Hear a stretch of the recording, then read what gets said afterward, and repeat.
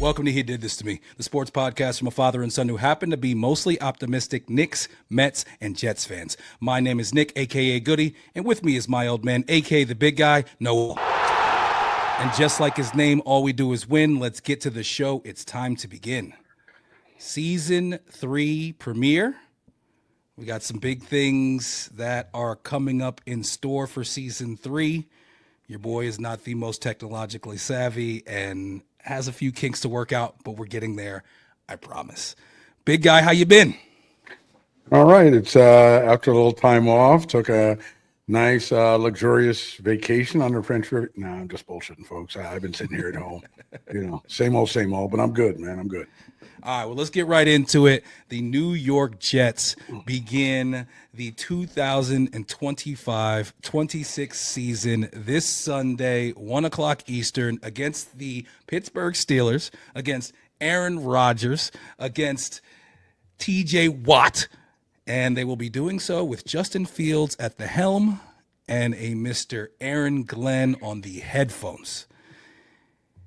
A lot of people feel like this could be the beginning of a new era for the Jets. Some people feel like, same old Jets and there's going to be lots of growing pains. I don't know. I'm somewhere in the middle. The Jets did get very, very discouraging news today with Elijah Vera Tucker injuring his triceps, most likely out for the entire season. Talk to me, big guy. How are you feeling about this first game in which you will be in attendance? Yes, sir. The AVT news is very distressing. I was not happy when I heard that today. Triceps injury. Did he have a triceps injury in the past, Nick? Yep. He's already had one of those. Was it the same? That's the issue. I mean, if it's both his triceps, then the guy's arms are just no good. I mean, what are we talking about? He's over for him. He's over for him. He gets injured too much at this point. You can't invest any money in this guy. I mean, it's unfortunate. Listen, we know that when he plays, he's good. He had a great year at tackle one year, let alone playing the guard. And he is named a team captain, so clearly these guys respect him.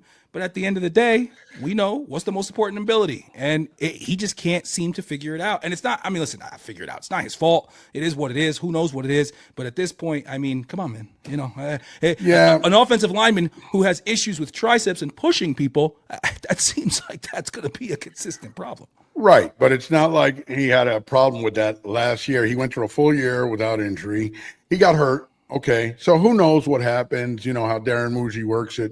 But if we can somehow work a deal, but beyond this with this guy where it's more of a sweetheart deal for the Jets, because listen, who else is giving him a great deal, Nick? After this is all said and done, it's not like anybody's going to be throwing money at him. So if we just give him a deal where we keep him around, but we always insure it, like, frankly, I have to say, Muji did a good thing in bringing in this other guy, Josh Reynolds, obviously. That really pays for us because we know Tippmann can slip. Josh Myers, I'm sorry. Josh Reynolds is our receiver.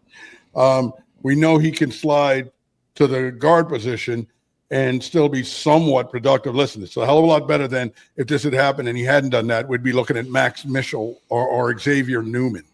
Which wouldn't have been the answer. So this is much better, but it's not as good as with AVT there. We say we're going to watch TJ Watt on Sunday. I tell you who else is a person to be concerned with very much now. Was a concern before, but even worse is Cam Hayward. He's a problem in the middle, man, a real problem. And without AVT, that's going to be a tall task, man. He's going to be, he's going to be shooting that gap and trying to just smash over Tippmann whenever he can. And that's right at the quarterback's feet, right? So that's going to be tough. I mean, look, it'll be a tough start anyway for Fields, right? We need the running game to be robust, all that, but again, you're running into trouble with the running game with no AVT. So I'm not sure what's going to happen. I remain hopeful. I remain positive. I believe in my man Aaron Glenn, but at the end of the day, the Steelers are a tough outfit. I do think if we can get to Aaron Rodgers, get him off his spot, Nick. Got to get him off his spot. Got to get him moving. We get him moving, we can cause some problems. Sauce is going to travel with Metcalf. I think I'm looking at my man Will McDonald to do big things on Sunday. Yeah, Will McDonald, who his origin story that was on One Jets Drive this offseason was just fantastic. Had me and the wife in tears. Had me thinking about how I got to make my son run track in his offseason. I mean, the guy's out here winning the discus and chucks. But yeah, man, listen. That to me, that's the key is how do we play against Rodgers? And it's not just the key for how do we win, whether or not we win the game. It's the key for Jets Nation emotionally. Because if we watch this guy, Aaron Rodgers, come out here and dice us up and then have a great season as Justin Fields struggles, that's going to be a tough one, man, for all Jets fans to swallow for sure. You know that I thought that we should have brought him back, but I'm one of those people that, hey, I get on board. And it's, either you're in or you're out. And so this is what Aaron Glenn wanted. This is what he wanted to do. I definitely understand that if Rodgers was saying there's any sort of iffiness on whether or not he was going to play or whether or not he was going to be available for all the offseason stuff, I totally understand at that point Aaron Glenn saying, all right, well, we got to move on. I mean, when you're the new guy coming in, you can't be dealing with all those, with any of those questions. I totally get that part. And we saw how it played out with Pittsburgh and how long it took to play out and everything like that. So, I mean, if he was coming back to his former team, would it be as bad? I don't know. But listen, it is what it is now. We have Justin Fields. We know Justin Fields is the second most dynamic running quarterback in the game over the last few years after Lamar Jackson. And we also know that we have a very strong two-headed monster at running back in Breece Hall and Braylon Allen. Now, the strength was supposed to be the offensive line. You go out, you draft Membu, you spent draft capital on Fashanu, and you spent draft capital on Vera Tucker here recently, on Tippmann, all this. Now, Vera Tucker goes out, but like you said, Muji did give us a contingency plan by having Josh Myers there. You still got the Carter Warrens of the world that are out there to be able to step in if somebody does go down, and we know there's going to be injuries that happen. It's just about how we deal with it. Now, the big thing for me is, can Justin Fields make those few plays down the field, specifically to a guy like Garrett Wilson, who, I mean, if you look at the Jets roster at wide receiver, doesn't look great. You got Garrett Wilson, who, in my opinion, is a top 10 guy. Then after that, I mean, we're talking about Josh Reynolds, Alan Lazard, some Arian Smith, some Xavier Gibson, Irvin Charles coming off the bench.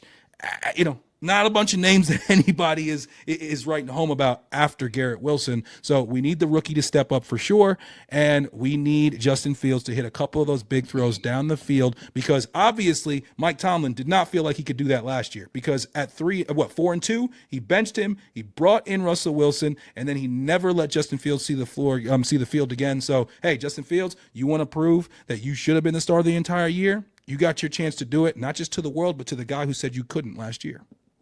I did hear that there were some contract issues with Justin Fields and the Steelers. Like, I'm not sure if this is fact, but something about that, if he played so much more, they would owe him so much more. That's kind of why they pulled him when they did. And That's also, bullshit. too, They want to win, man. They want to win. If they thought he could help them win, it was the best person to help them win, they would have played him. Yeah, okay. Well, I think he made a wrong decision, because I don't think Russell Wilson did that for them last year either. And frankly, one of the games that they lost with Justin Fields drove him down the field for what should have been a game-winning score in the latter part of the fourth quarter, only for Pittsburgh to give up the team going all the way back and winning. So he left the field with putting his team in position to win. So that would be 5-1. Anyway, doesn't matter. Tomlin wasn't a fan. I just hope that we put Justin Fields in a position where he's throwing the ball no more than 17 to 20 times a game. Definitely not this first game. Okay. And I also see some good connections with like a Mason Taylor in the middle of the field, or maybe some other patterns. Wish we could have seen more of him in the preseason for sure, but but what we did see, I like very much. And I think he has talent. About everybody else, it seems, is healthy. If this hadn't happened to AVT, we literally would have had a fully healthy roster going into game one. But that's a big loss, and we have to figure out a way to deal with it. I mean, this is football, man, One of the biggest keys for this season and for this team is going to be Arian Smith. And can he be a true, legitimate number 2 receiver? He's got crazy speed. Yeah. I mean, but we really need him to be our number 2, period. Who's our number 2 receiver? Who is it? Josh Reynolds, I'm thinking right now. Okay. Is that guy. I think Arian Smith has the potential to be a number two. I don't think Josh Reynolds is a legitimate number two in the NFL. Arian Smith obviously is a speedster. He had issues with his hands in college at Georgia, but they say since he's been in camp and all throughout the preseason that he's been catching everything. So hopefully that was an issue that he's now overcome. And if that's the case with his speed, I mean, if it wasn't for the hands issue, a lot of people say that he would have been a much higher pick. So hopefully that's the case. But, that makes me very nervous. That second receiver, it's something that we've been, trying to find for so long. And, Alan Lazard, I'm sorry, but he's not the guy. He's going to get you one stupid penalty and one huge drop per game. One of the best things about Alan Lazard is his blocking as a receiver. And I'm hoping that whoever is playing that number two receiver, I mean, listen, Garrett Wilson's not a great blocker, but, no long runs happen in the NFL if your receivers aren't blocking. So we need these guys to step up and do their thing if we want to really have a good running attack. Yeah, hopefully he can be a good blocking receiver. I think whenever we talk about a receiver and you say one of the best things about him is his blocking, I think that's with Alan Lazard. But there are good receivers who are good blockers too. Sure, but it's third or fourth down the list. It's third or fourth down the list about what we talk about when we talk about the good receivers and their ability to block. We talk about some of the other things that I need my receiver to catch and run the ball. Catch the ball and run the ball and score the ball. I need him to do that. Not if you're a running team, Nick. You need that blocking. That's very important for your running game. Okay, well, I'll trade the receiver who's a good blocker for the receiver who's a good wide receiver. I don't think both things have to be exclusive of one another. You can be a good receiver and still be a good blocker. Sure, you can. I just want somebody who can do both. It's good. Lazard can't do both. He can do one. He's not the good of a receiver. That's the issue. Lazard's not and hopefully, listen, we're going to be passing the ball out of the backfield, passing the ball to Brees out of the backfield a ton. Braylon Allen, obviously, or Braylon. We're going to expect Braylon to be getting just quite a few of that short yardage, and just this blow to the offensive line, it kills me because that's supposed to be our strength, and it's like as we have seen before, sometimes just losing that one guy can really, really change the outlook of the entire offensive line, and especially like I said, this guy being a team captain and being supposed to be one of the anchors, and with two really young tackles too, we'll see how that goes. And then this, how have you felt about? I know you love Aaron Glenn. I know that you got the jersey with Coach on the back and the custom jersey. You got that shirt today. I mean, you look like you're about to play polo for the Jets. What do you got going on right there? What's up with that shirt? Yeah, we got a little Jets logo here. You know what I'm saying? With Noel underneath. Oh, you got your name on it? They sent it to me personally. They realize I'm their number one fan in Arizona, so they sent it to me. Yeah. Okay. Sure. Thanks, Aaron. Thanks, AG. Yeah, man. Man. Look, it's gonna be a fun game to attend, though. It's gonna be a lot of Pittsburgh fans, I'm sure. Oh, yeah. I'm going with two Pittsburgh fans. Yeah.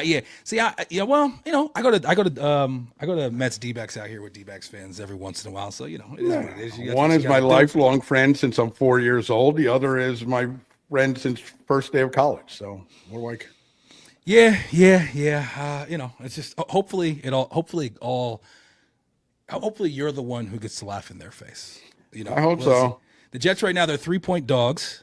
3-point dogs at home. So really that means that, Vegas feels like they're about 6-point dogs. And, I just think that this season with the Jets, it's going to be one of those things where it's like, at the end of the season, we look back and we say, all right, we're moving in the right direction. Like Aaron Glenn said in his press conference, he's like, I want this to be a team where, at the end of the season, our fans are happy and our fans are happy with, this team and what we are and what we can be. Good question from Rich Samini. That was a good question. It was a good question. There's a couple questions in there that were like where they were going back and forth about Aaron Rodgers. And I was just like, and you could just first, okay, let me ask you this about Aaron Glenn. How do you feel about his dealing with the media thus far as the Jets coach? I've seen most of his press conferences, and he's not a warm and fuzzy guy, but I could care less. I think he's fine. I know you say that. Oh, if you're surly with the media and, things go south. Listen, things go south. I don't give a shit if you're chummy with the media. It's going to suck, and the media is going to crush you. So just be yourself. And I think he's being himself. That's all I care I do agree he's being himself. I do think he's quite surly with the media and gets quite frustrated with them very quickly and easily. And I do He's got think other that, things to do. okay, well, that's part of his job is to stand in front of those guys and talk every single day. And I just feel like, as you just said, I feel like he gives himself a slightly shorter leash. That being short with the media, that Parcells, that Belichick type shit. When you're winning, that's all gravy. When it's not, they can quickly paint you in a different direction. So I'm just listen, But obviously, let's I'm hoping remember, that he's going to be successful. Parcells, Belichick, they were just being themselves. They were that way before they were successful. And it just happened that they became successful, so nobody gives them too much shit for it. But they were that way. What's his name was that way in Cleveland? Yeah, and he got a bunch of shit for it because he wasn't successful.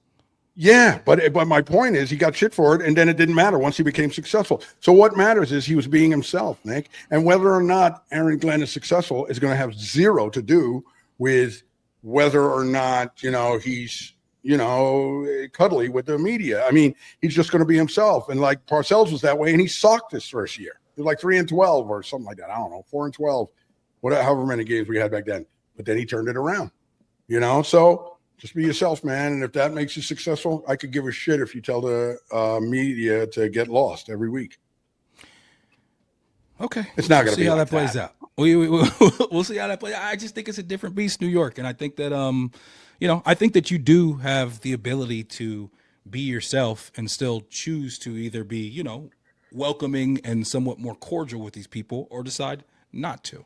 I think that I there's don't think plenty he's of times. nasty with them, Nick. I mean, I think they have I don't know laughs about- sometimes. I don't know about nasty, but there's definitely times where he's extremely where he's a bit cantankerous with the media. I haven't seen that really. I think he talks to the media and he's a like I football told you coach, before. man. Like I told you, he's been like I've seen him cut people off and be like, as I just said, like I told you before. Like I don't see many other coaches do that. So we'll see how that works out for Mr. Glenn. Listen, obviously I'm rooting for him. He was a great Jet. He was the guy that most Jets fans wanted. I've liked what I've seen from our team in the preseason as far as the level of preparedness. They don't seem like the team that has just come out there and they're like, holy shit, we're playing a football game right now, which was kind of a staple of the Robert Saleh era. We're bringing refs into practice. We're having all different types of players talk about the level of intensity. Analysts talk about the level of intensity and competition that is in the Jets facility now. That is something that was missing.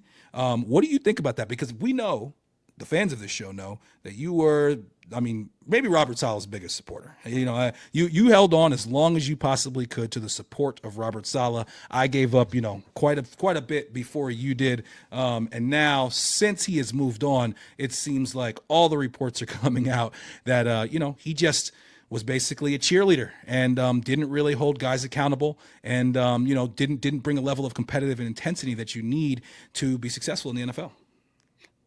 Listen, one point I wanted to make about Robert Saleh, he was real nice. He was good with the media. What'd that get him in the end? Nothing. When things went south for him, they buried him. I might have given a little bit longer release, though. Maybe. We will never know that. We'll never know that. What I do know is when things went south for him, they buried him, and they also, they just, Nick, I don't think it matters. But anyway, Robert Saleh, like I said, Nick, I'm a firm believer in football is a contact game where you have to play contact in practice or whatever. I never knew in the past that they never did any contact in practice. That's insane to me. I don't understand that, but it explains a lot.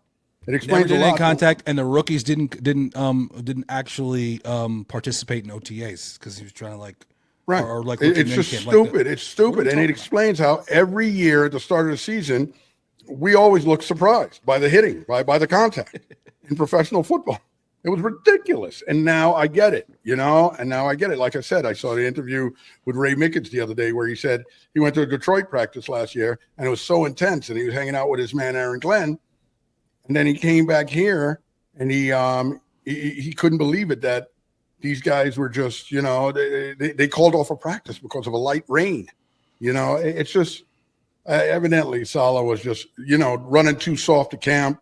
And yeah, man, that did not pay off for us in many different ways. And I think some fumbles will be, listen, man, if you're not practicing tackling, real tackling, and your running backs are not getting tackled, or your receivers are not getting tackled, I don't know how they're supposed to be prepared for getting really tackled, by some, some guy who's running straight at them and mowing them over. I mean, come on, man. It make sense. It doesn't make any sense.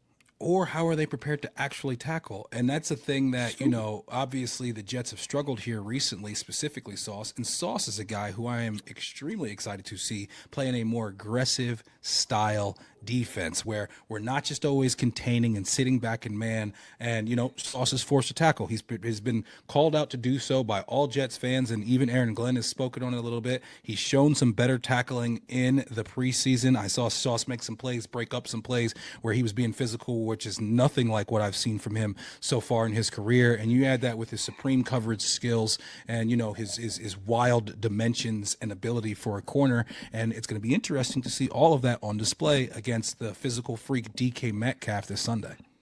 Yeah, I mean, that's going to be very interesting because he's going to be following him. But, Nick, I think this season we're going to have some games that are going to be very distressing. There's no doubt about that. There's going to be a lot of bumps in the road, man. I think we're going to be better than 5.5 wins, but I don't think we're going to be 9-10 wins. So we're going to have a decent amount of losses too. And they're going to be very annoying and very frustrating, and we're going to do stupid shit. I hope we're better at the end of the season, but I don't expect this to be, I'm not coming into this thinking that, listen, some people are talking like, could we make the playoffs? I don't think that's going to happen. If it did happen, would I be wildly and surprised and thrilled? Yes. I would not bet that. You'd have to give me real serious odds, like 10-1 for me to even think about it. So, I think the Jets are going to have a positive season. I think that Aaron Glenn's going to be a good coach for us going forward, and it is going to be a new era. Is it going to be a good era or a bad era? That I don't know. Yeah, so you're thinking we're going to finish around 8 and 9? Yeah, I think it's going to be there. If we win 9 games, Nick, that's a huge uptick. Right. A 9-win season would be amazing. An 8-win season would be very, very good, Nick. Very good. I feel like talent-wise, though, because I feel like if we're basing it on, last season and the come-up, then, yeah, I see the 8-9. I feel like talent-wise, this is a 9 or 10 wins the team, man. I mean, we just took the big hit with the O-line for sure. But, I mean, right. If we can, it's all about the running game. If we can be a dominant run team, and if this defense can get elevated, because this defense last year took a step back, but the couple years before that, it's one of the top defenses in the NFL. And it's like, if we have a top 3 defense, if you got a top 3 defense, man, come on, man. You should win 10 games. But as we've learned, Nick, 1 year to next year doesn't really mean shit. I know, but we brought in a defensive guy. Different. Right? We brought in. He's supposed bring it. You don't bring Aaron Glenn in for your defense not to take a tick up. No, and listen, you see, the other thing about it is, Nick, are we going to have more turnovers? Yes, because we're going to be much more aggressive. We're going to blitz more and all that. But you see, the Jets before were a kind of team that played that umbrella type of thing where everything was happening in front of us. Are we possibly going to give up more plays over the top? Sauce possibly getting burned here or there. Yeah, that sort of thing's going to happen more, Nick, because we're not playing as, everything in front of us basket type shit where everybody's getting 20 and 30-yard receptions and just chunking us down the field. Like I said, we have to be aggressive and selective. I'll be interested to see what Steve Wilkes dials up because he is a very blitz crazy guy, which I think I'll enjoy, frankly. I didn't like the whole thing about just sitting back. And really, the other thing it comes down to, Nick, is how much pressure can we get on the quarterback with our 4 men up front? How much pressure can we get without blitzing? Yeah. So when we do blitz, it's extreme, but in most cases, we can act like we're going to blitz and drop out of it because, as we know, Aaron Rodgers is a very smart man. He may be able to diagnose some of those blitzes. And if he does, and you don't get home, you got a problem. So, and if you don't get home with Aaron Rodgers, you at minimum have to get him off the spot. Right. So that's what it's going to come down to, man.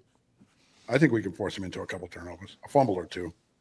Yeah, we got to get to him. I mean, we have to pressure him. If obviously, if he has time, that's going to be, he's going to dice this up, plain and simple. So, yeah, we got to get to him. And you talk about getting pressure with 4. You got Will McDonald on one end, and then you have our guy Jermaine Johnson returning. They say that, he's feeling good. He's ready to go. I know that he wasn't able to play too much in the preseason, but, I mean, if he can come back and be 90% of what we expect him to be, he talks about all the time how he feels like he's, as strong as he's been. So, Will McDonald is the guy that everybody's looking to take the big jump.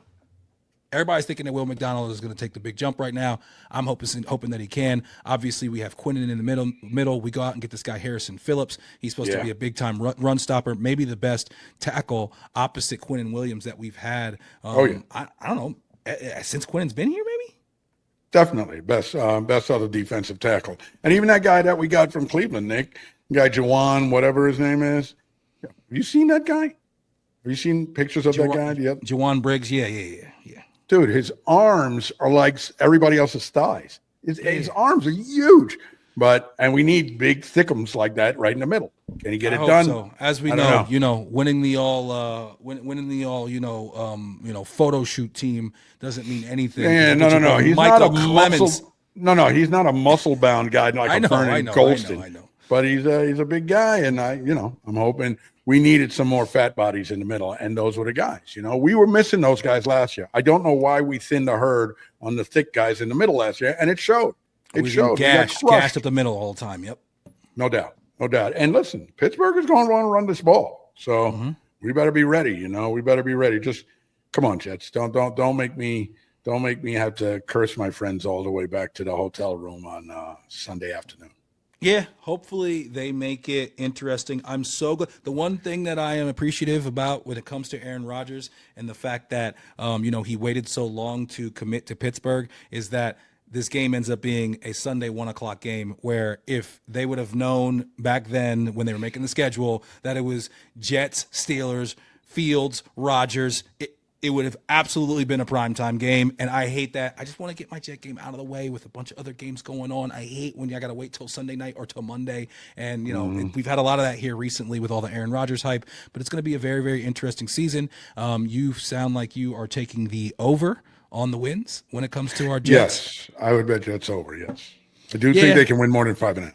I think they can win more than a 5.5. I'm gonna do a little bit of deep dive into some Justin Fields rushing, maybe some rushing touchdown, season-long prop bets, maybe get a little bit of Parleezy going with an over and see if we can cook something up. But it's going to be an interesting season for sure. Lots of crazy things going on in the NFL, lots of changes, lots of headlines. We'll talk about that a little bit later. But before we move any further, we got to talk a little bit about our New York Mets. New York Mets have had a summer of ups and downs. They were the best team in baseball for quite some time early in the season. Then at one point they lost 14 of 16. And then just in this last couple of weeks, they sweep the Phillies. They get it from, a 7-game deficit down to a 4-game deficit. Then they immediately go and lose 3 of 4 to the Marlins. And now they just beat the division leading Tigers 2 out of 3, but losing that third game today. What was it? 6-2 ended up being the final score. Ryan Helsley. Get him the hell out of here. We acquire Ryan Helsley from the St. Louis Cardinals. The guy is one of the most dominant back end of the bullpen guys, that there is in the game. He's supposed to be our 8th inning bridge to Edwin Diaz. And I mean, since he's been on the Mets, he's just been an absolute disaster. Totally. Absolute disaster. Comes into the game today. Mets are only down by 1. Then he proceeds to give up a 3-run ding-dong, and now the Mets are basically out of the game. They end up losing 6-2. They're not able to get the sweep. And it's funny because at the beginning of the season, we got this great starting pitching. And then the offense wasn't getting it done. Offense has been humming this last month. Seems like we're putting up 10 runs every other game. We're hitting with runners in scoring position, which we had such a tough time. Juan Soto was all of a sudden it thrusted himself into the MVP conversation with this last month that he's had. He quietly has had a very solid season. Many people say not up to Juan Soto's standards, but I think that when we end up looking at the end of the season, we're going to see that it ended up being another one of those Juan Soto seasons. Pete is, been hitting the ball with runners in scoring position. He's been hitting home runs. He's been driving in runs. I think he's up to 113 RBIs now. 31 homers, I think it is.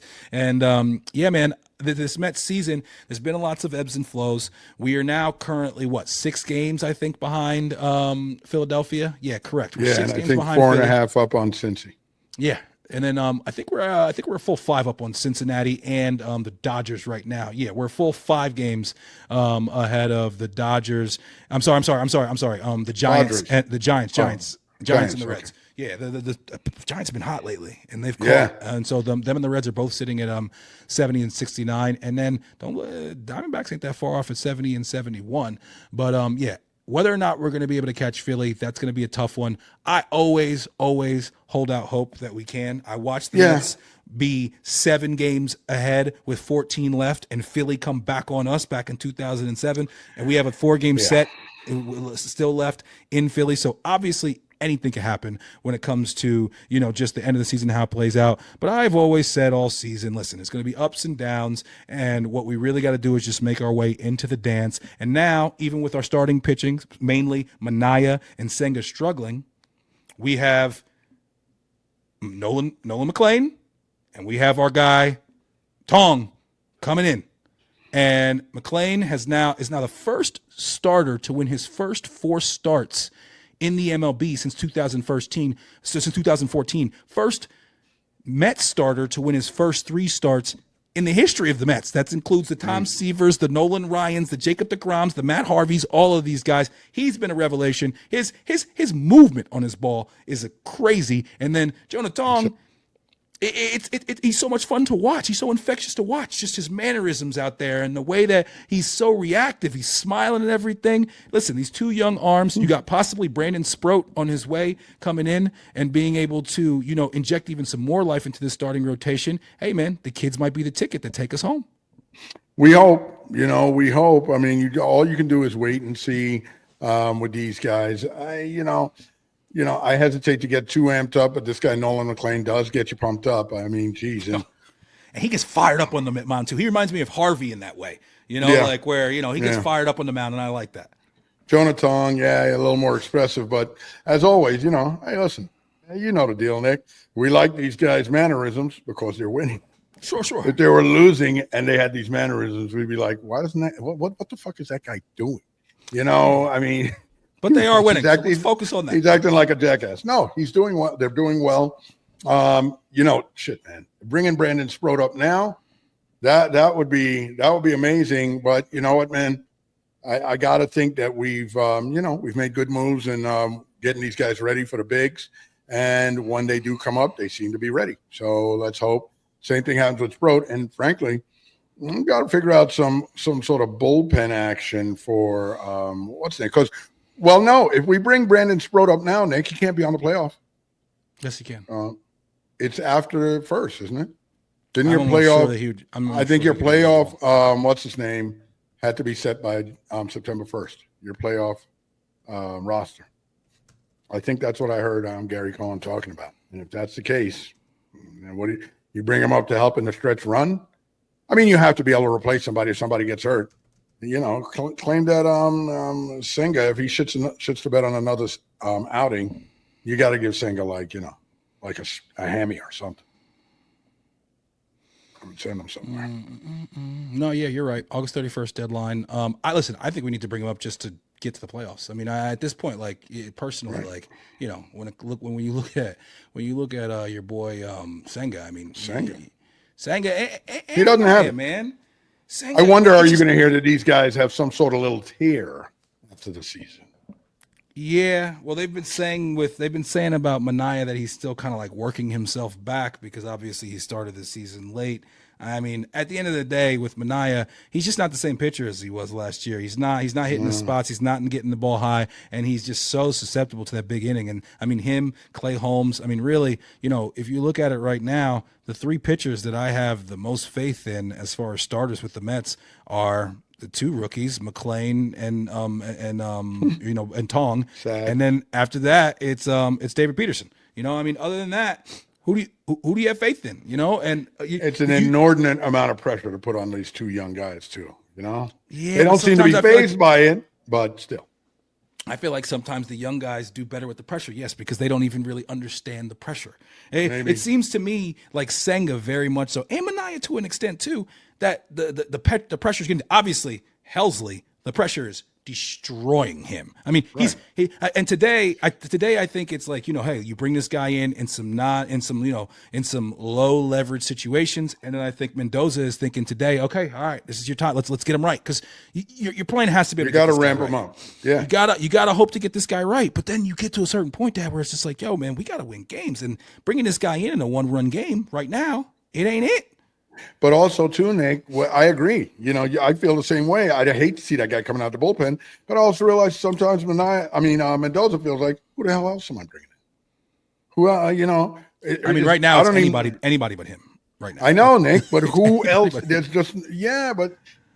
clearly there's other people in the bullpen that he really doesn't have any confidence in, or the pitching coach is saying he's throwing meat up there.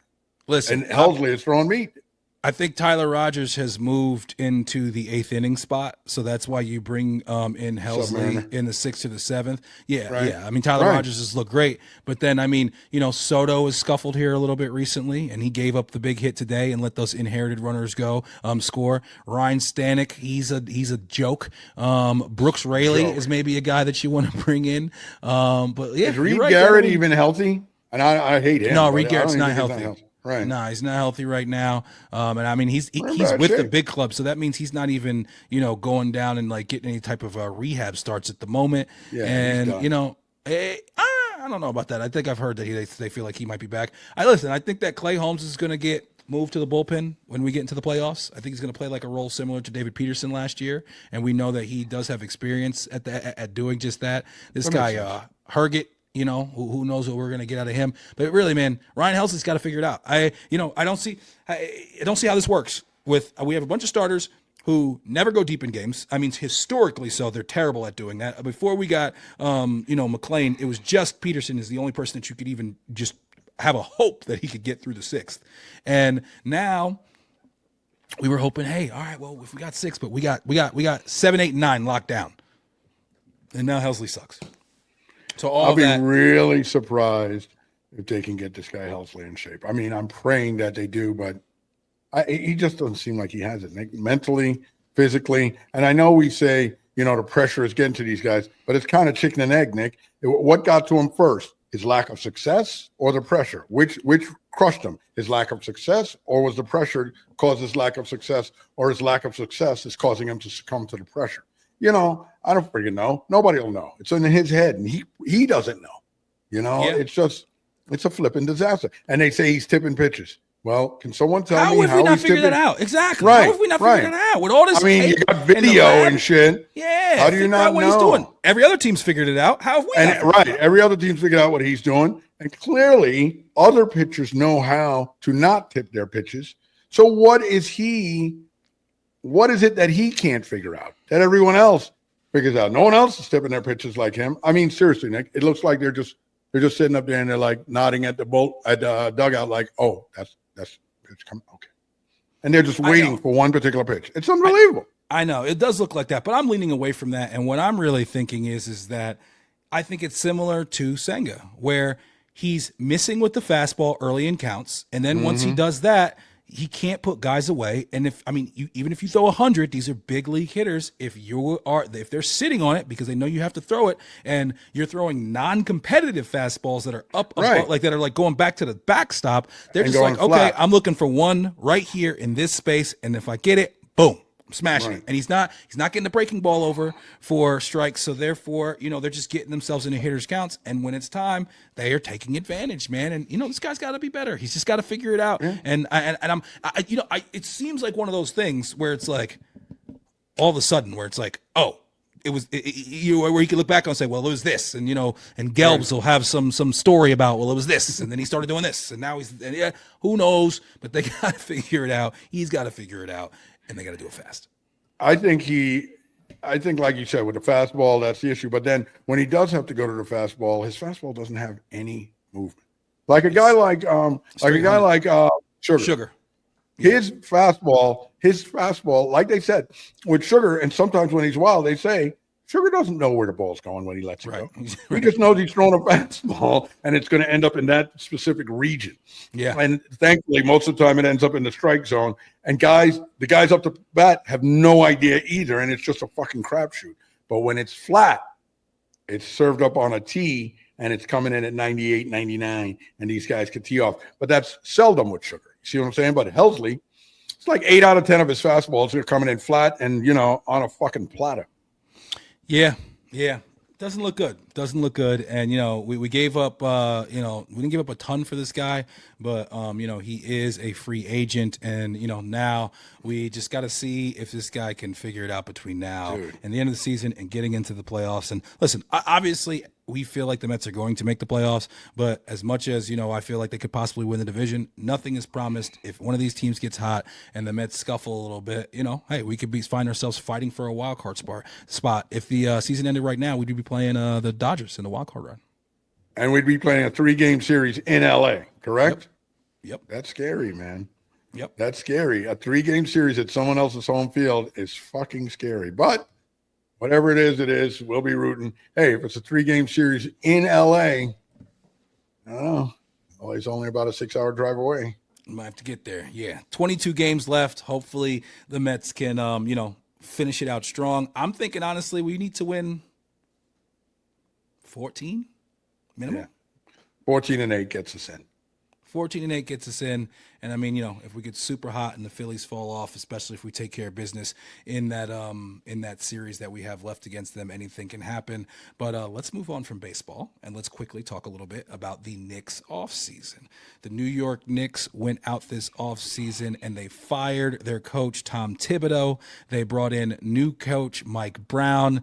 They also brought in Jordan Clarkson, combo guard off the bench, pressure cooker, scorer type. They also brought in Yabusele, the big Frenchman who kind of re-announced himself to the league a couple years ago in the Olympics. Last year played for Philly, had a pretty good year, and is having a fantastic run right now for the French national team. 36 points.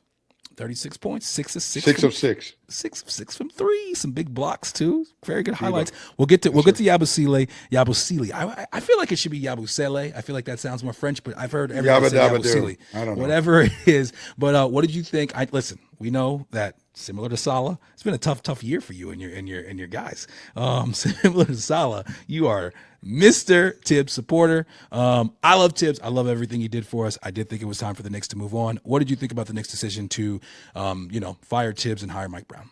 I wouldn't have fired him, but I do get it. I get it when you read everything and you see so many players and, different shit coming out where he seemed to be stubborn and didn't want, well, we knew he was stubborn, but as far as like the management speaking to him and saying, hey, we need you to look at this, we need you to look at that, and him just blowing off management, with as far as minutes distribution and all that. If the management's saying that to you, I don't know what you're thinking. I guess if you're an older coach, you can just be like a little curmudgeonly and say like, fuck him. But that's not how these things work, man. I mean, you got to listen to your bosses and take serious consideration into what they're suggesting. And it didn't seem like Tibbs wanted to do that. That said, I like Mike Brown. I think he's a decent coach, and I think it's going to be an interesting season, man. I'm pumped up. I've come around on Jordan Clarkson 100% because I heard conversations from two people I trust very much in Josh Hart, who got drafted with him in LA, said he's a great guy, great locker room guy. He likes him very. He actually said he's a great locker room guy, great guy. And evidently Brunson knows him very well. And he said same thing. He said, "Hey, I love this addition to us. I think that's going to be great for us." And he said, "I think he's a great guy, good team, locker room guy." I didn't get that impression. Just me judging from the outside looking in on demeanor, I made a snap judgment that clearly seems off base because I do trust these other guys, what they have to say. And I do feel like if they definitely didn't feel that way and they felt opposite, they wouldn't have said what I heard them say. They would have said something, but it wouldn't have been as effusive in praise. So I think that these are very good pickups for us. I think we're going to be a better team. I think if we, listen, man, it was obvious by the end of the season in the playoffs, we needed more rotation. We needed more energy out there and all that. And that cost us down the stretch. So will we be better this way? I hope so. I mean, listen, man, we got a short window. We got to get it done. We need to be at least in the Eastern Conference Finals, if not in the finals this year. Oh, it's finals or bust. And I mean, we need to win it this year, man. Listen, I think that when Tom Thibodeau made the move in Game 6 of the Indiana series to make the switch in the starting lineup, it's one of two things. Either management came to him and said, "Hey, man, you have to do this," or he finally got to that conclusion. And with the fact that everybody in the world was screaming that this lineup doesn't work, it hasn't worked since the beginning of the year, and we need to make a switch, the fact that we decided to do it then, I think right then and there, it was over for him. Whichever of those paths it was, it took too long, and that was always one of my issues with him, is that I felt like he was a little bit slow to make adjustments, and it's the fact that we didn't really run an offense, and I thought that was so glaring in that Indiana series. And I saw a breakdown the other day where they showed like an Indiana possession, and then they showed like a Knicks possession, and our possession is so trash. And the guys they're just not, you could tell that they're like, they're kind of freelancing out there, that's what they've been kind of told to do, and that's what they're doing. And you could just tell that Indiana is running like a set, and it ended up with, Miles Turner getting a dunk at the rim. And it was option C or D of the set that they ran. And I think that you're seeing a lot more of that in the NBA. I think that Mike Brown is a guy who is known for being a defensive coach, but also somebody who's very forward thinking when it comes to offense, and really leans on his assistants. One of the things I thought was interesting is that Tibbs didn't huddle with his assistants before timeouts and things like that. And they say every other NBA coach does that. So it wasn't a very collaborative atmosphere, both with the front office and with his assistants. And, the whole Mikal Bridges situation with him saying that he feels like guys need to play some more. And some of that is talent. Some of that's not on Tibbs. Some of that is the fact that, look at who we had coming. We did not have a Clarkson or a Yabusele last year. And this guy Clarkson averaged more points per game by himself than our entire bench did the entire season last year. So Clarkson coming in and giving you 12 to 15, and some nights being able to take over, being another guy who can handle the ball, distribute the ball, and create mismatches and create pressure from the offensive end, other than Brunson, is something that we drastically need. So I've been screaming to bring in Clarkson. I've been hoping to bring him in at deadline for the last couple of years, and we figure out a way to do it. And the fact that he wanted to take the vet minimum when he could have got more money because he wanted to play on this team, I think that's important as well.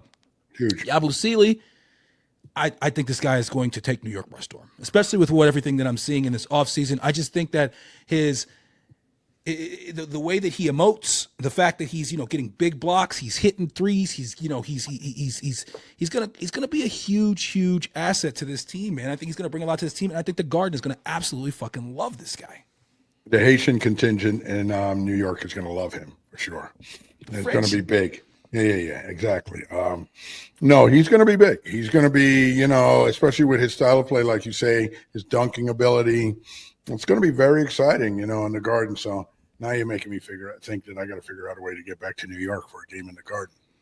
Oh yeah, that's a must. I have to. I have a couple thoughts of getting back east this during these winter months, and if I do, I will do whatever I can to make sure that I get to the Garden for sure. And yeah, obviously we'll get a chance to check them out when they come out here to Phoenix, as we always do, but there's nothing like seeing them in MSG. Last thing on the Knicks. What starting lineup do you want to see? Well, I guess you got what? Mitch, Uchi, but then, let's see. No. So what are you thinking? Like that 5-out thing with Cat at the 5? Yeah, I don't want Mitch to start. I want Mitch to come off the bench. First of all, Mitchell I do Robinson. like Mitch off the bench. Hey, listen, he's never shown that he can play a full season. So then what are you saying? Cat starting at the 5, and who's at the 4? Yabusele? No. No. We go small. You got Brunson at the 1. You got Deuce at the 2. And then at the 3, you have Josh Hart. At the 4, I'm sorry. At the 3, you have Mikal Bridges. At the 4, you have OG. And then at the 5, you have Cat. This is by far statistically the most successful lineup that we had all of last season. Unfortunately, we barely played it, and that is one of the biggest things I thought that Tibbs did not do last year was experiment with lineups during the regular season and then be able to see what they could do in the playoffs. He played that starting lineup just so much more than any other lineup played, and statistically, it was our worst lineup with Josh Hart and in at the shooting guard position. And I just feel like that is the optimal lineup for this team because first of all, you have Deuce being able to be a point of attack defender. You hide Brunson on whoever the worst guard is or whatever, and then that takes that off of Bridges a little bit. Now Bridges doesn't have to play, that he doesn't have to play the Trae Youngs of the world as much and stuff like that. And I mean, we know that he ran more than anybody last year. We know he's an Ironman. He's going to play a ton of minutes. His screen navigation is not the best, but we know that Bridges is a very good defender. Bridges, by the way, did get extended in this offseason, took a little bit less, gave us a little bit more flexibility. That's how we were able to get Yabusele. And to me, I think that's the optimal lineup, and then you obviously, Cat and Mitch are still going to play together plenty. There's going to be mix and matching. And I think that's going to be one of the things that's going to be the most interesting to see about Mike Brown. And hopefully one of the things that is a strength of the Knicks this year is his manipulation of the lineup. Yeah. I mean, look, we know he does that sort of thing much more than Tibbs did. I think it's going to be interesting to see who he pushes out there because he doesn't have any preconceived notions with these guys like, say, Tibbs did, especially knowing guys like, I think it can either enhance your view of a player in one way or, degrade your view of a player because you've seen him from the start, as opposed to just seeing everybody with fresh eyes now, which is what I hope Mike Brown is seeing. So I'll be interested to see what he does. He does have a progressive mind in the game, so I'll be very interested to see where he takes it with the starting lineup. All right, let's talk a little bit of NFL. Let's run through real quick. Let's do a little bit of rapid fire here. Micah Parsons had the drama going on all summer, all training camp long. Him and Jerry Jones going back and forth. Jerry Jones, being very vocal about how he didn't like how the process was going. Allegedly, they had a deal in place. Micah then said, "Speak to my representation."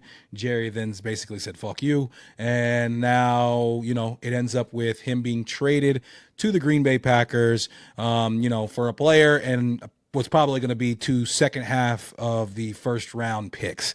Many people feel like over the next 2 years. So many people feel like the Packers totally fleeced the Cowboys. Talk to me, big guy. How did you feel about this whole process and like how it played out with Micah? And, how do you feel about Jerry Jones right now and, his running of the Cowboys? Jerry Jones, I think, shit the bed on this one. His old man style. No, I'm an old man. Not quite that old.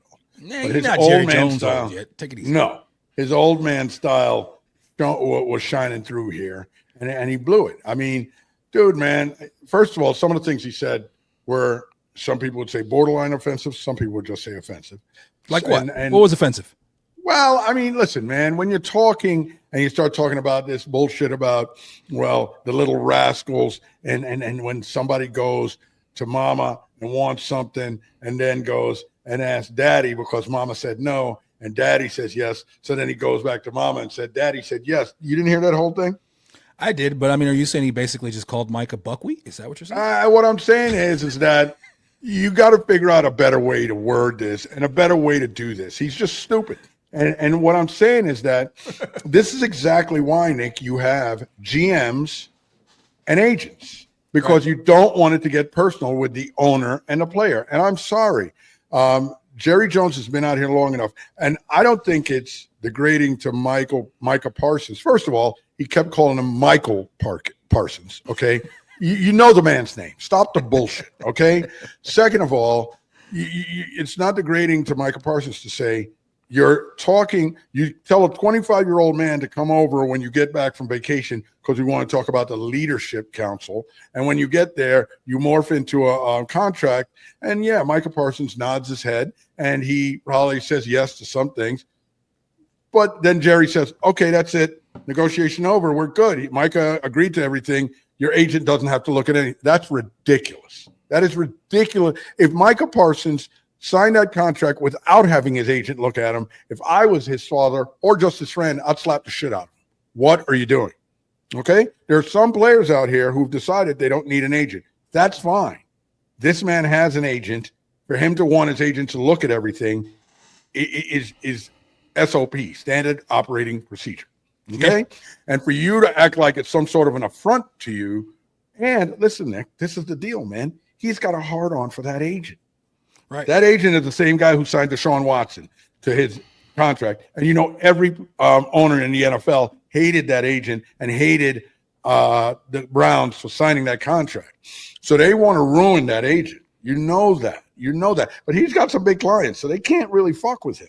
And listen, did you read the story that he said that before this trade happened, say last Thursday or Friday, Thursday, I think it was, 2-3 days before that, Micah Parsons told his agent to reach out to the Cowboys because I want to make it work. And he did. And the Cowboys told him, no, he can come back if he'll stay for this 5th year under contract. And then we're going to franchise him after that, but we're not going to negotiate anymore. And we've got a trade going. So I was like, okay, fuck you then. We're not, listen, he's in a better situation. He's going to win a championship before the Cowboys do, in my opinion, probably. He has a better chance. A good quarterback, good young team, good young coach. Come on, man. He made the exact right move, man. He did exactly what he should have done. I couldn't agree more on every single point. Jerry Jones letting this get personal. You're supposed to be Mr. Businessman, but you let this get personal. And you cost your franchise. And my thing is, listen, if you don't feel like you're a Super Bowl contender right now, first and foremost, you're pretty old, brother. You need to be figuring out how to be a Super Bowl contender ASAP. Hello? Second of all, if you don't feel like you're a Super Bowl contender right now and you feel like, okay, I want to move on from this guy, and this is very similar to what was happening in NBA land in the great city of Dallas as well, where how do you don't even put this guy out there where you get the top bidder and get the huge haul that you're supposed to get for this generational talent that he is. Similar to Luka Doncic going to the Lakers, which, skinny Luka, by the way. Skinny Luka. Men's health Luka. Yo, skinny Luka my prediction right now, at first I was saying Knicks, Nuggets. I think it might be Knicks, Lakers, man. Yo, if Luka is able to go up 2 levels from with the Luka that we know who he is, what is that? Because the guy is an all-NBA player every single year throughout his entire career. If he's able to go up a level or two, play a little bit more defense, slide those puppies, as my man Big Perk would say, and then still be able to be the offensive juggernaut that he's always been and maybe even a little bit more, who knows what that's going to look like. But focusing on Micah. Look, Micah, he got up out of there. I think it's a toxic environment over there. I think this guy, Jerry, is a clown. I think that, like you said, there needs to be some separation between church and state, which allows, these people. Listen, I heard somebody make the point the other day. A GM's got to know he can get fired. Right. The GM can't get fired. Right. And so, now you got, and just the way he handled it, I'm sorry, it's embarrassing. And if you're a player and you're looking to, go to an organization, I know a lot of them are feeling like, maybe the Cowboys after Jerry's there, but there is something to say about wearing that star. And, Micah Parsons has a podcast that's worth, they say tens of millions of dollars and not hundreds of millions of dollars. It's not that if he don't play for the Cowboys. So there's something to that too. But if you're a player who's about trying to win and trying to get paid and not deal with all this bullshit, Dallas is not the place to go. And I think that, this guy, Jerry Jones, is continuing to embarrass himself and continuing to hold his franchise back, quite frankly. And if Micah goes to Green Bay and they win, and win at a high level, not saying win at all, but just win a lot and get to the playoffs and do their thing, his podcast is going to be fine. And check this out, Nick. Okay.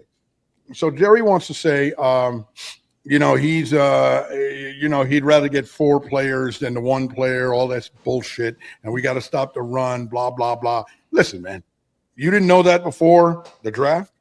If you were going to make this trade and you put it out there before the draft, you know the haul he would have gotten for Micah Parsons, like we spoke about. We got so much more for Jamal Adams, right?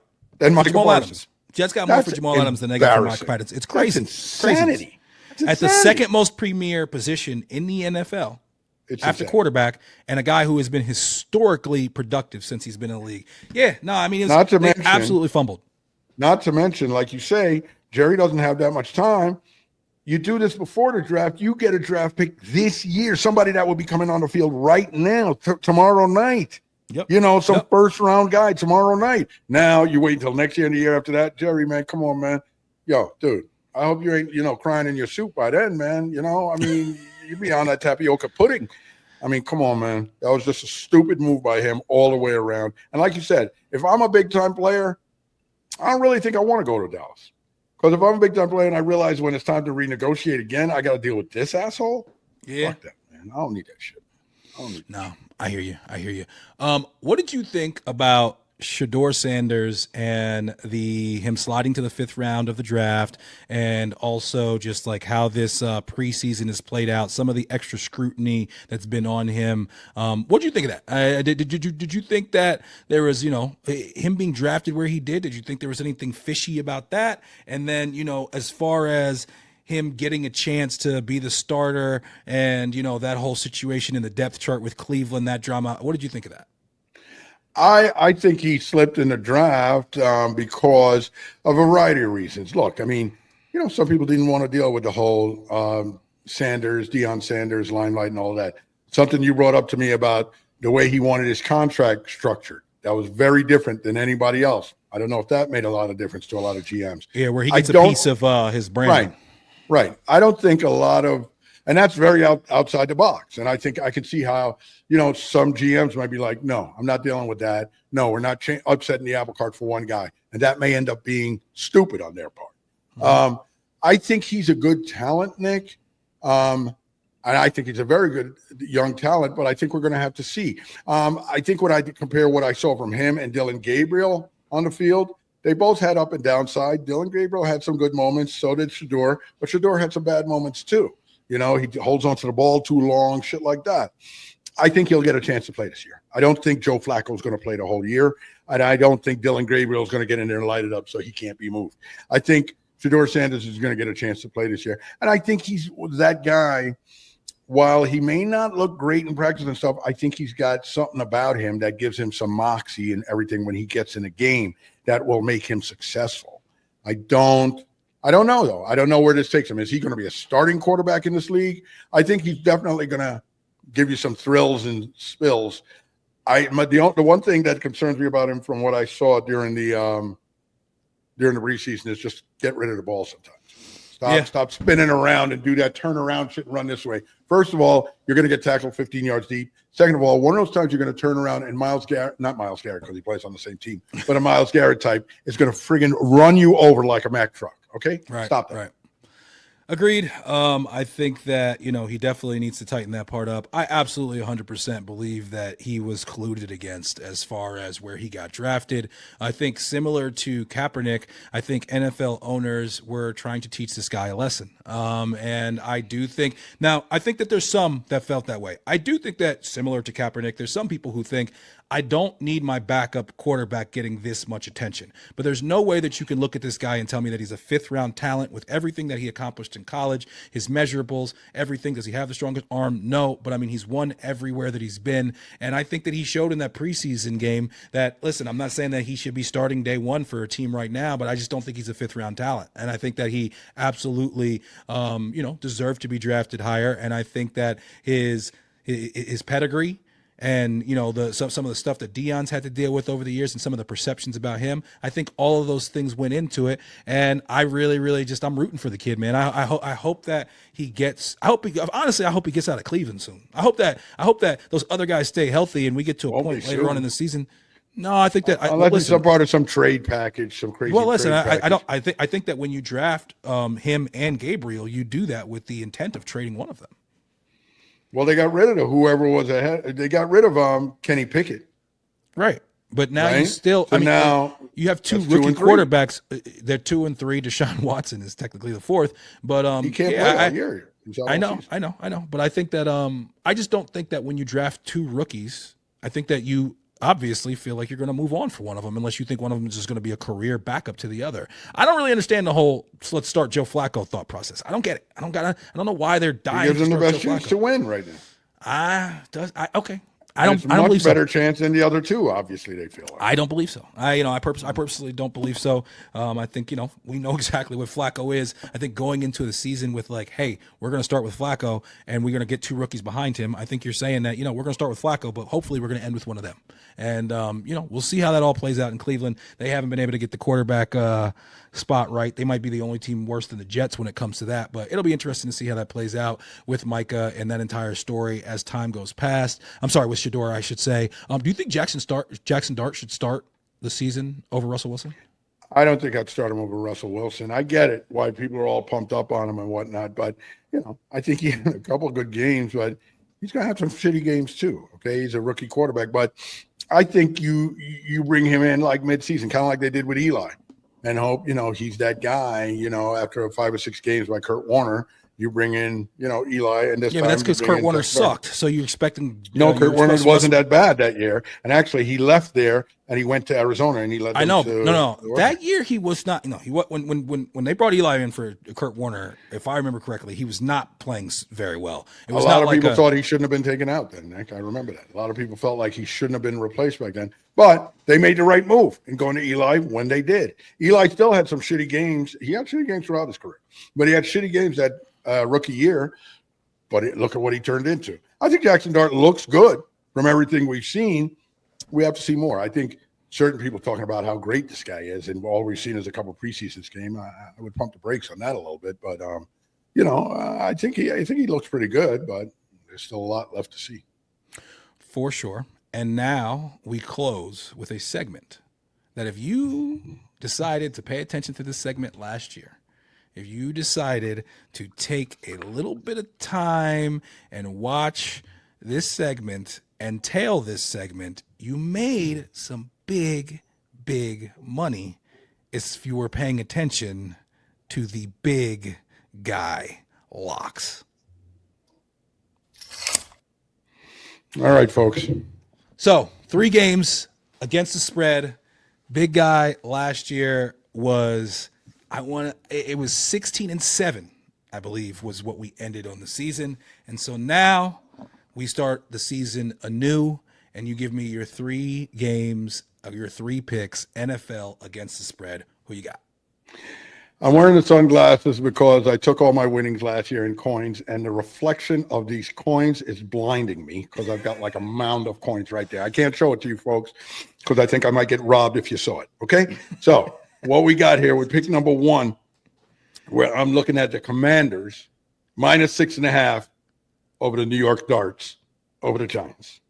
Okay. And currently right now, DraftKings has it as -6. So I'm sure you like that even a little bit better. I'll take it. Commanders are at home in Landover.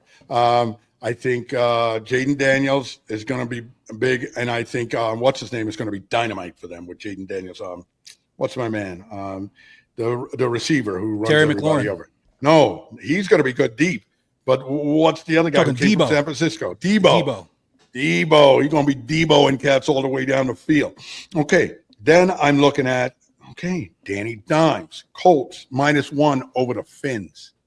Okay, Colts are at home in Indianapolis, and I just think Danny Dimes, I've always thought him, if they can keep him upright, I think he can make some passes and he can do some good things. I think the Finns suck. I think by midseason, what's his name's going to be gone, Tyreek Hill, and he's going to be off, just acting the fool in some other city.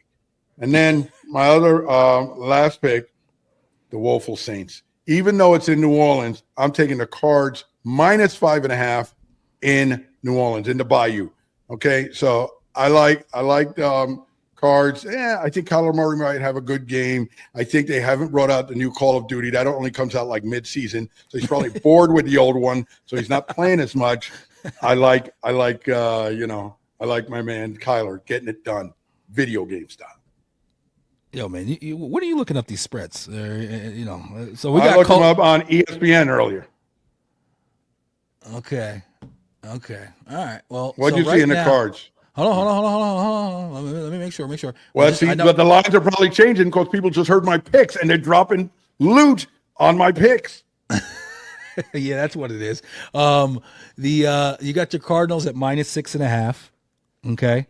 So we Okay. got big guy locks this week are Still up. Commanders -6.5, Colts -1, and Cardinals -6.5. So those are this week's big guy locks. Hey, I definitely like the Commanders. I think that a lot of people are kind of trying to get hype on the Giants. I think they're in a rude awakening, especially against a team that made it to the NFC Championship last year. As far as the Colts are concerned, I have no reason to have any faith in them, other than your pick. And so if that's what you're rocking with, I'm rocking with it as well. And I think that I definitely could see the Dolphins being a huge fall off, and I actually see the Colts right now at -1.5.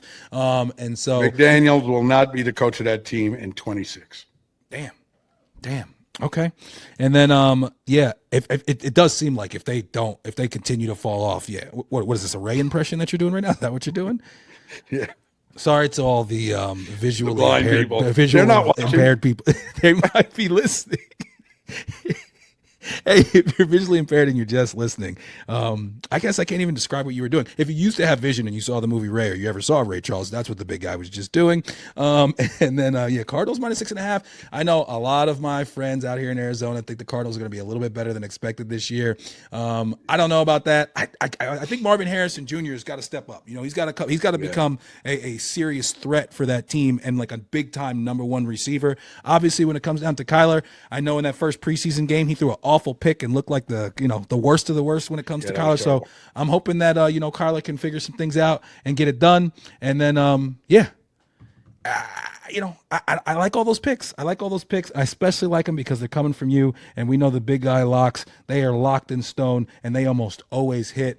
Definitely going to be an interesting season in the NFL. You got a revamped Chiefs offense. You got Josh Allen finally trying to get over the hump. You got teams emerging. I think that first game when you got the Chargers against the Chiefs, I like the Chargers in an upset there. I like the Chargers in an upset Nick, there, man. I bloom was off the rose for me with Bobby. What is not Bobby Hebert?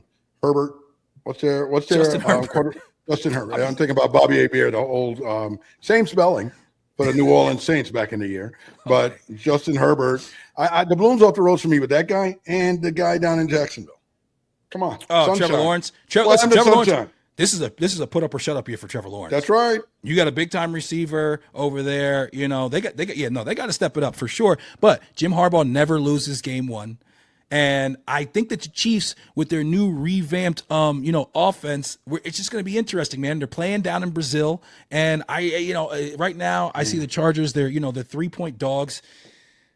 Money line +142. That seems like it could be worth a sprinkle. And I just feel like it's just going to be a wide open season, but it's going to end up coming down to the teams that we expect. And it's going to come down to the Packers and the Eagles and the Redskins. Seems like San Francisco is always in the mix. And then over on that other side, it's about, hey, we see it in that first Sunday night game. It's going to be Lamar versus Josh Allen once again. Mark Andrews has been thinking about dropping that pass all off season, and can they not make the big mistake and get over the hump? I think that losing that last game of the season, against Buffalo, it's a big first game of the season for them. They can't come out now and just lose that first game. It's like, damn, the hump we couldn't get over last year, we still can't get over. I think that would be a little bit debilitating for them. So it's going to be a great season. As always, excited for the NFL to get started. Hopefully our Jets can give us a reason to be invested into them, in December and January, as Salah used to always like to say. And man, you'll be in the house and you'll be watching, and let's go Jets, and looking forward to the NFL season. Without a doubt, man. Jets, Jets. Let's go. Green and white, all that good stuff. Let's go, coach. I'm ready. I'm ready for this year with Aaron Glenn. Catch us every week on YouTube or wherever you find your podcast. Please follow, like, comment, and subscribe, and make sure you hit that notification button on all platforms. Really appreciate all the love. You can find us on all socials at Independent Nick. That's Independent N.I.C. Love you, big guy. Love you, kid.